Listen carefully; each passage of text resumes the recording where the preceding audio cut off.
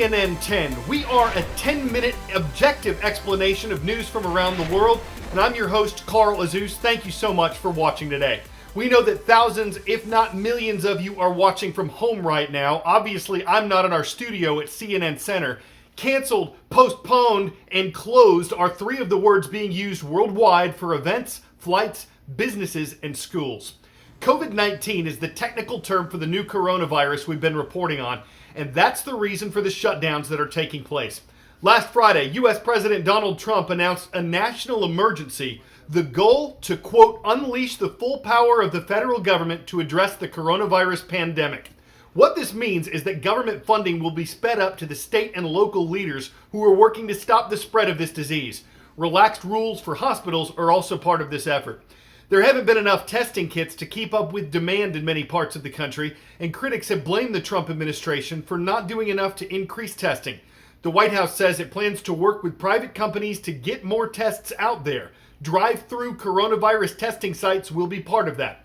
The government also announced more restrictions on travel from Europe. We've recognized, our health experts tracking global data, that the epicenter of the coronavirus has shifted from China and South Korea to Europe.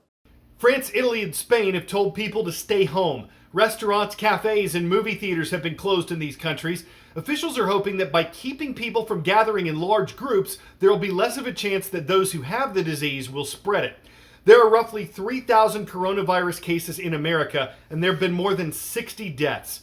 The age group in the greatest danger from this disease is the elderly. As of Sunday, coronavirus cases have been confirmed in every state except West Virginia. This is why so many schools are closed this week. Health officials say COVID-19 is not the deadliest disease in the world, but because the virus is so new, no one really has an immunity to it. The Food and Drug Administration says there are no vaccines or drugs that it has approved to fight the coronavirus. In a recent CNN town hall event on Facebook, doctors teamed up to answer some of the questions being asked about this pandemic. If you think you're infected, you're symptomatic, fever, cough, headache, and so you self-quarantine, how soon before you can return to social situations? Is it safe to say that when you're no longer symptomatic, then you're no longer potentially shedding the virus? You can get infected, become symptomatic, resolve the symptoms, feel well, and still shed virus. You can go back to your normal life when you have 2 consecutive tests for the coronavirus that are negative, separated by 24 hours. Is it reasonable to expect COVID-19 to die down during the summer months, or is that just wishful thinking? Something the president has sort of said that this may just disappear. I wish that were the case, but at this point, we just don't know. I mean, it's possible, but I don't know that we know for certain either way. Possible because other viruses in the past have done this? Yeah, including other coronaviruses, right? I mean, even if you look at the SARS coronavirus, it did have sort of its peak, correct me if I'm wrong, late March, early April, as the weather started to get warmer. That's right, but we don't know, and I don't think we can count on this either. My question for you is that I'm taking a direct flight from Delhi to New York City on Tuesday. Is that a good idea? And also, what can I expect when I land at JFK? Really good questions. And I know that the CDC has come out with guidance saying that those who are older, who have chronic medical conditions, should avoid these long-haul flights. And I don't know with the questioner what other medical conditions you might have, but I think for everyone who's abroad, it's a question of what else is going on in their lives. As in, if their whole families are here and if their medical care is in the US, even if they have these chronic medical conditions, they may still want to fly back and be with their families. It's also for travel stuff, it's not just the question of, is this safe for me to fly? If by flying, am I endangering anybody else? It's also just logistically, might I get caught somewhere that suddenly goes into lockdown and then I can't get back to my home country? Well, I'm wondering if you can be a bit more specific about what constitutes a pre-existing health condition that would have someone be at greater risk regarding the severity, of course, and the possible fatality of COVID-19. So, for example, asthma. We know that we have 25 million people or more who are impacted by this disease. Is this the type of disease that we're talking about would have cause more complications? Yeah, I mean, asthma, obviously, there are different degrees of asthma. I mean, if someone who, whenever they get an upper respiratory infection, really dramatically exacerbates their asthma, I think you would say that that person would be at a higher risk. The classical ones are things like chronic congestive heart failure, chronic pulmonary disease, diabetes, and anybody who really is on any immunosuppressive regimen.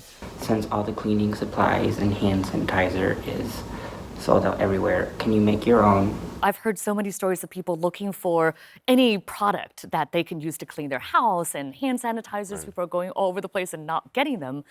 Do not make your own hand sanitizer because there's something that's even more effective, which is soap and water. Right. 10-second trivia. Who is the current U.S. Treasury Secretary? Jack Lew, Steven Mnuchin, Mike Pompeo, or Jerome Powell?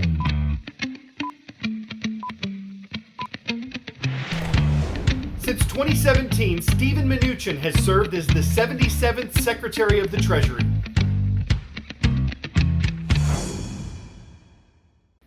With so many closures worldwide related to coronavirus, business in some areas has ground to a halt.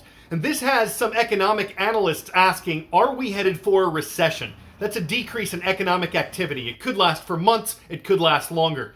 Yesterday on ABC's program This Week, Treasury Secretary Steven Mnuchin was asked if the U.S. is in a recession, and he said he did not think so. He added that later this year, economic activity would pick up as the U.S. confronts the virus. But for the time being, some analysts are saying a recession caused by coronavirus is possible.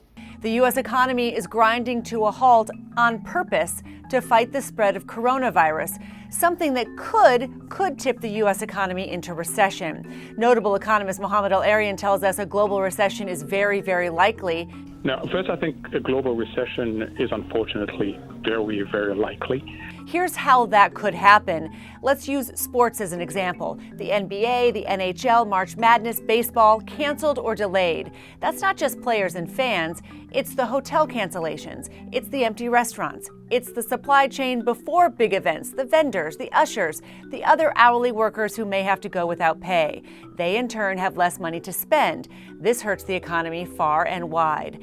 Social distancing has the travel industry in a rough patch not seen since the days after 9/11. Airlines are slashing flights as demand disappears. Hotel and cruise line bookings have collapsed, and some cruise operators are canceling cruises through May.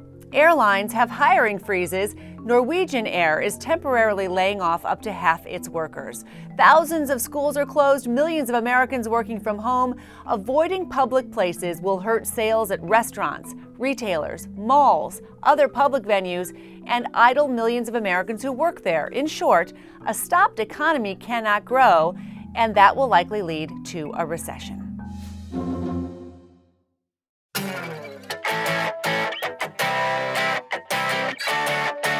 These are not normal times worldwide, but they are bringing out the best in those people who are willing to help. These folks in Italy, for example, who are under lockdown, are applauding all of the medical workers out caring for the sick.